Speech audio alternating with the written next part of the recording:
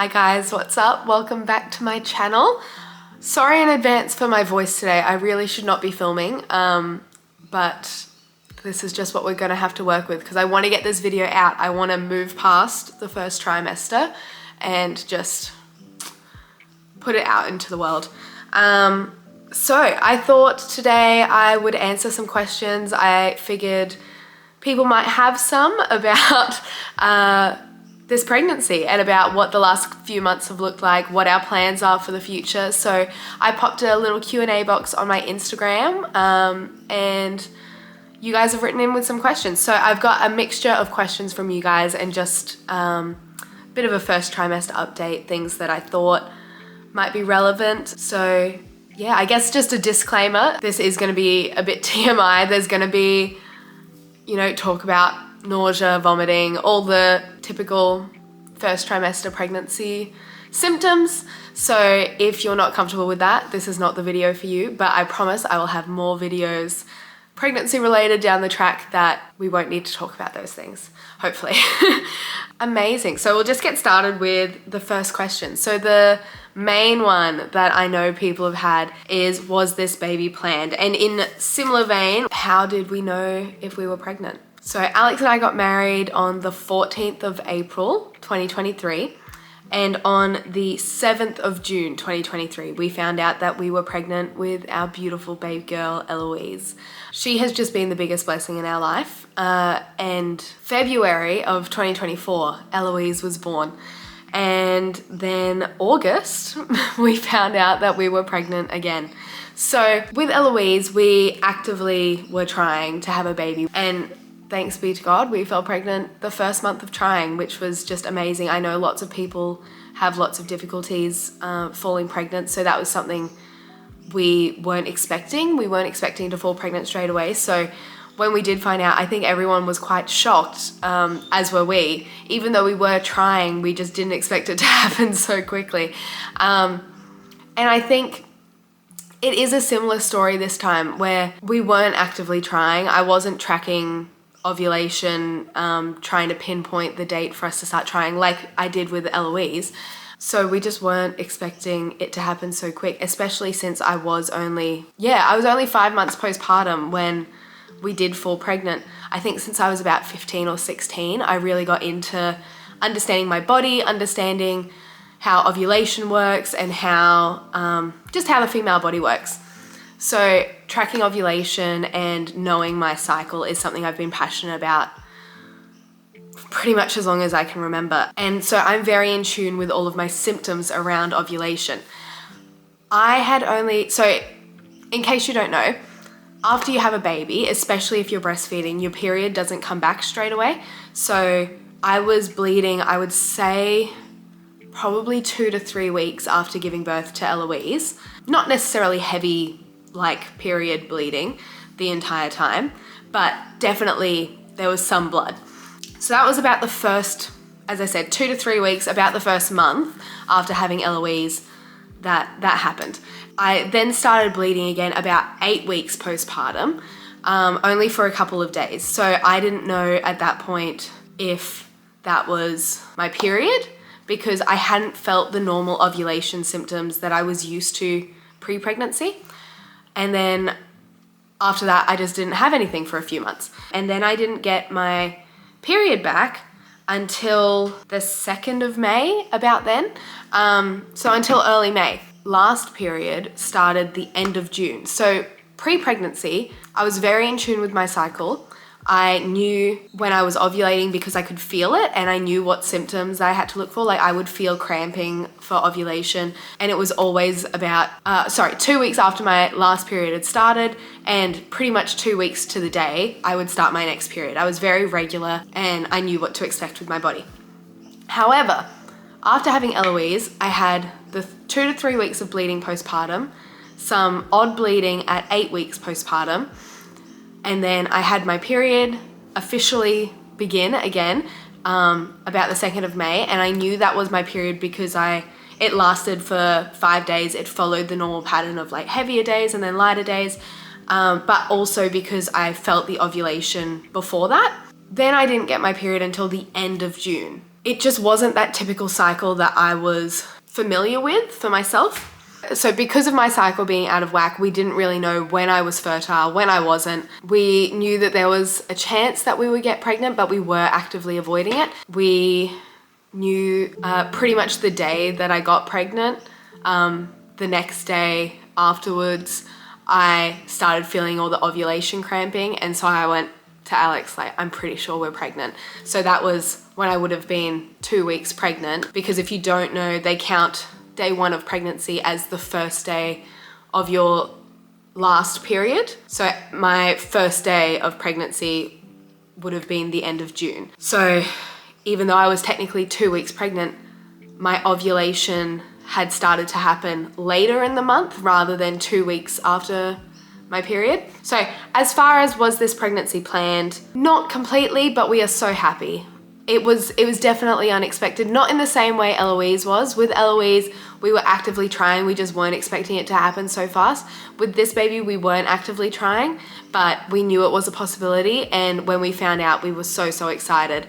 So I also had another question. Are you going to post finding out you're pregnant? I don't have it on video because it was so unexpected. So when my period was due, I didn't get it, obviously. And once it was a couple of days late, I took a test and it came up negative. So I thought, this is just my period trying to get back into the swing of things after having a baby, or maybe my cycle's longer. I didn't really think too much of it. And I actually called my mum, I think when I was about a week late, and I'd taken another test that day. And I was like, what do I do? Because I've never been this late before. Is this just how it's gonna be after having a baby? Has my body just changed? So mum suggested I book in for a doctor's appointment, which I did the next week. And then I had the doctor's appointment on the Tuesday. The Saturday prior, we went to the farmers markets, came home. Alex was in a rush getting ready for work, and I just thought, I have one more test. Let me just take this test. These were leftover pregnancy tests from when we were trying for Eloise. I thought, let me just take one test. And I took it and it came up positive straight away, like 2 dark lines straight away. At this point, I think I was 10 days past my missed period. So again, if you don't know, normally the pregnancy tests can pick up the HCG hormone, so the pregnancy hormone, 4 or 5 days before your missed period. So I definitely had ovulated later than I ever had before. So we weren't expecting it, but then because I'd taken multiple tests after my period, I thought that there was something wrong in my body. So yeah, then when I went to the doctor's appointment, I had to say, well, initially I booked this appointment because I hadn't gotten my period and I didn't know why. I know why now. So as far as are we going to post finding out that we're pregnant, we just so did not expect it, because I'd already taken a couple of tests, but also because it was so far past my missed period. Yeah, we just weren't expecting it to be positive. So I don't have a video of it, but the initial reaction from both of us was just joy and excitement. We went and gave Eloise a hug because we love her so much, and our hearts, like, we feel as though our actual capacity to love has grown so much. We can only imagine how that's going to feel with another child. So the other question was, how far along am I? I do have a due date now, but it literally changed for the 3rd time this week, like yesterday. So I'm not going to share the specific due date, but I will say that I'm due April of next year, of 2025, which means Eloise will be about 14 months old. So how did you know you were pregnant? I didn't. I did have some symptoms now in hindsight, like I had sore boobs, a little bit of like food aversion, all that sort of thing, and probably a bit more on edge, like a bit more snappy. So in hindsight, those are all symptoms that I had, but I hadn't really clocked into those because I just thought there's no way. First trimester symptoms. I have been so fortunate this time round that I have had a bit of nausea, but I haven't had the vomiting that I had last time. So if you were around me at all last time, you will know I basically threw up everything I ate for the first 18 weeks of pregnancy. So that was really tough. In the first 12 weeks of pregnancy, I lost nearly 10 kilos. And in between that, I had a placement in Mount Gambier, which is 5 hours away from where I live without Alex. So that was really tough. I was still working 4 days a week. I was studying full time. Oh, did you almost fall?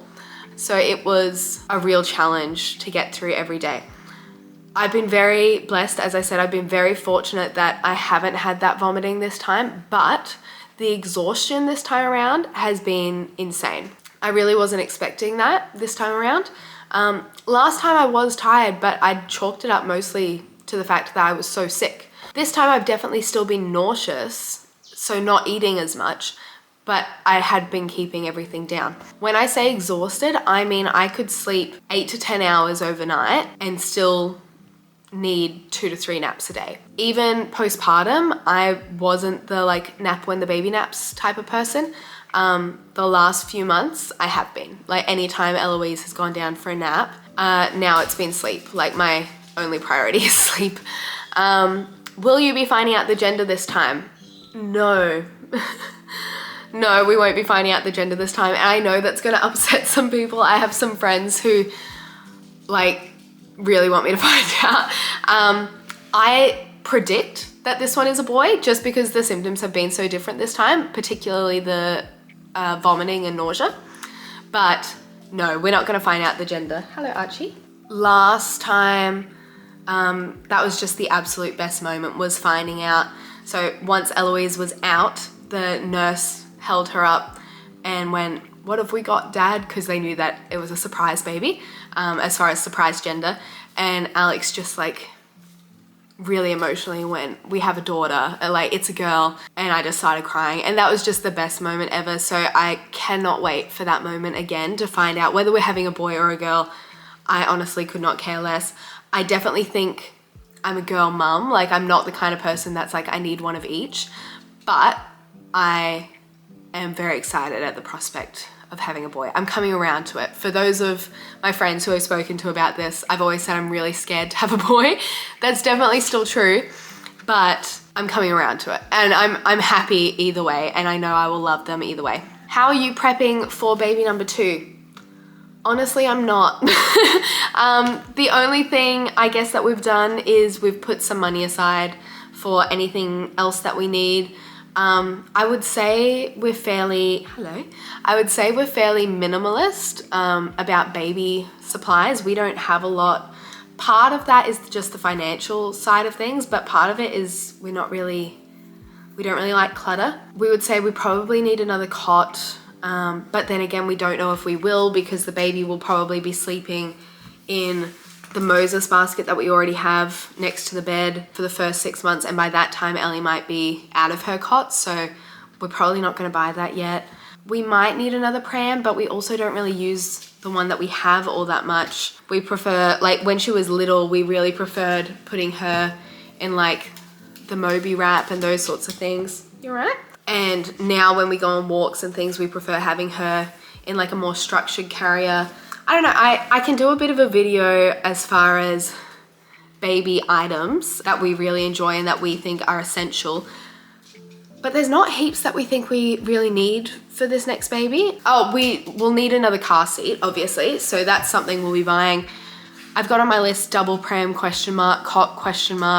The only thing is we use cloth nappies for Ellie, so we'll probably buy some more of those. But we didn't start using those until she was about 4 months old. We didn't start using those full time. So I'm not sure if we'll use those in those early days just because you go through so many nappies. We'll see how we go. But otherwise, I don't really know. If you have multiple kids, tell me down below what you bought extra for your second baby. Like if we have a boy, I can totally understand. I'll probably buy some more boy clothes and those sorts of things. But again, because we didn't know what we were having last time until she was born, we bought mostly gender neutral things. So now we have some cute dresses and stuff, but I just don't think we need anything. Are you planning to have more kids, or are you done at 2? We're definitely planning to have more kids. Our ideal number, I think, would be 4. Not necessarily as close as these two. I still have 1 more year left of uni, which I will be completing next year. We definitely won't be having any more kids next year. We'll see the year after, but ideally it would probably be the year after that. But yes, we're definitely planning on having more kids. Alex is one of 4, I'm one of 5. We just really love our big families, and that's what we've always said that we would want. 4 is our ideal number, which gives us a little bit of wiggle room. This question made me laugh a little bit. How are you prepping Ellie? Ellie is 8 months old, so she doesn't understand much. So we're not doing anything to prep Ellie. We'll see what she's like when the baby comes, and over the next few months how things progress. That answer may change, but at the moment we're not doing anything special. We're looking after her, giving her lots of love.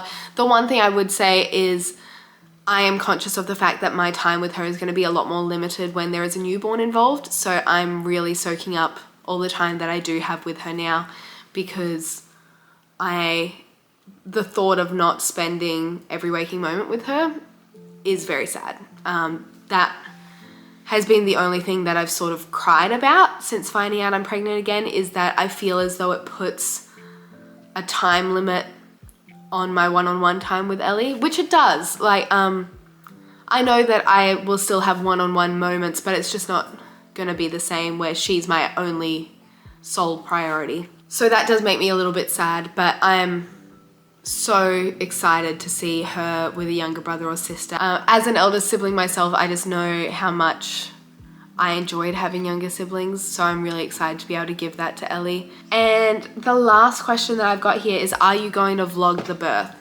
Probably not. That answer might change, but I just think that's a really private moment between Alex and I and our new baby. So I don't see myself doing that.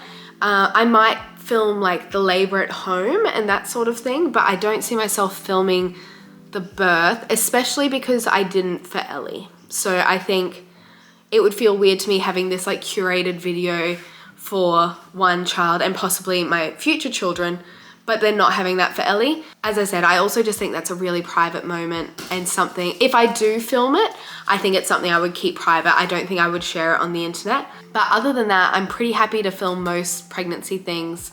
So please let me know if you have any questions. If you have any videos, nursery prep, baby essentials, second trimester recap. So as far as how pregnant am I now, I am firmly in the second trimester.